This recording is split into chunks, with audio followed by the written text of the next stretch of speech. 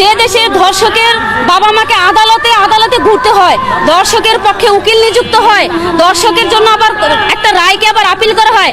আসিয়ার হত্যাকারীর ফাঁসির রায় কার্যকর হয়েছে, সেই রায় আপিল বিভাগে এখন ঘুরতেছে ফাঁসি কার্যকর না হয়। তাহলে যে উকিল রায়টা আপিল করছে যে ফাঁসি কার্যকর না হোক, তাহলে কি ওর ইচ্ছা নাই, ওর ঘরে সন্তান নাই, তাহলে ও কেন করলো? আজকে 1 বছর পর্যন্ত আসিয়া হত্যা মামলার যখন ফাঁসি হয়নি তখন রামিসা হত্যা হয়েছে।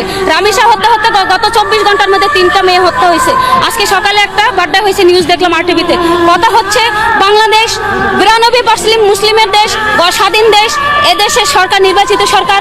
12 তারিখে এই দেশে সরকার নির্বাচিত হয়েছে, সুষ্ঠু নির্বাচনের মাধ্যমে এই দেশে সরকার হয়েছে। তাহলে সুষ্ঠু আইন প্রয়োগের মাধ্যমে কেন ফাঁসির রায় কার্যকর হবে না?